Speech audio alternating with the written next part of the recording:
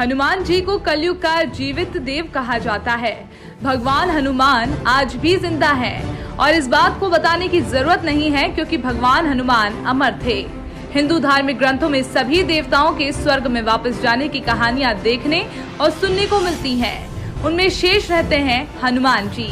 किसी भी ग्रंथ में हनुमान जी के मरने और स्वर्ग में जाने की बात देखने को नहीं मिली है और कुछ महान लोगों ने उनके दर्शन करने की बात तो कही ही है, जिसमें तुलसीदास, स्वामी रामदास जैसे महापुरुष शामिल हैं। दुनिया भर में ऐसी कई जगहें हैं जहां ऐसे पैरों के निशान मिले हैं जिन्हें देखने के बाद पता चलता है कि कोई ऐसा जीव मौजूद है जो आकार में बेहद विशाल है। दुनिया भर के अलग अलग देशों में ये पैरों के निशान काफी संख्या में पाए गए। वैज्ञानिकों का ये दावा है कि निशान किसी ऐसे जीव के हैं जिसका शरीर काफी विशाल रहा होगा। कहते हैं जब भगवान राम ने अपना मानव शरीर छोड़ दिया था तो हनुमान अयोध्या छोड़कर भगवान राम की याद में श्रीलंका के जंगलों में पितृ पर्वत पर चले गए थे और यहाँ के लोगों ने हनुमान जी की बहुत सेवा की। उनकी भक्ति और सेवा से खुश होकर उन्हें ये वचन दिया कि वह हर 41 साल बाद उनके कबीले के साथ रहने आएंगे और आत्मज्ञान देंगे। साथ ही हनुमान जी ने उन्हें एक मंत्र भी दिया जिसे आप स्क्रीन को पॉज करके पढ़ भी सकते हैं।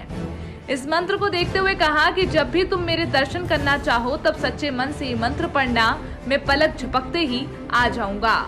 ये जंगली आदिवासी समुदाय आज भी मौजूद है और श्रीलंका के जंगलों में भारी समाज से एकदम दूर है।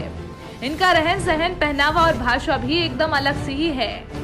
वहीं सेतु संगठन के अनुसार इस कबीले के समूह को मातंग लोगों का समाज कहा जाता है।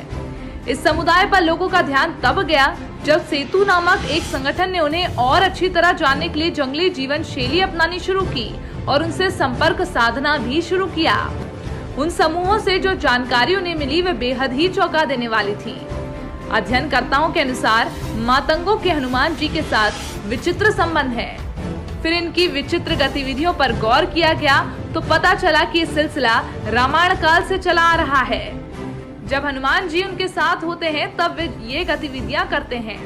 सेतु संगठन के अनुसार हनुमान जी मातंगों के पास पर हर 41 साल बाद रहने आते हैं तो उस समय उनके द्वारा किए गए कार्य और उनके द्वारा बोले गए शब्दों का प्रत्येक मिनट का वर्णन उन आदिवासियों के मुख्य बाबा मातंग अपनी हनु पुस्तिका में नोट करते हैं।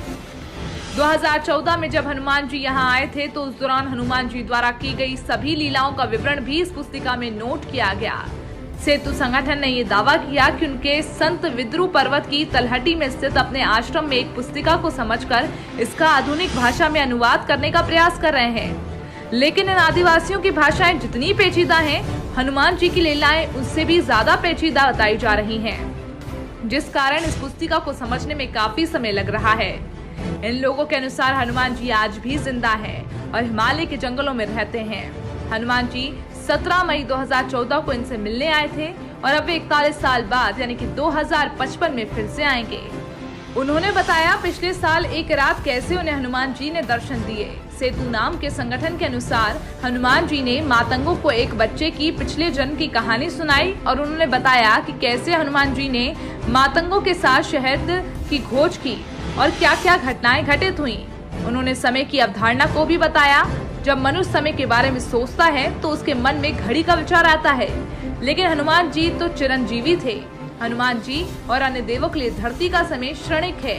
मनुष्य का 1 वर्ष देवी देवताओं के 1 दिन के बराबर होता है। और फिलहाल आपको हमारे वीडियो पसंद आ रहे हो तो वीडियो को लाइक और कमेंट करके अपनी सलाह हमें जरूर बताइएगा। तब तक के लिए धन्यवाद।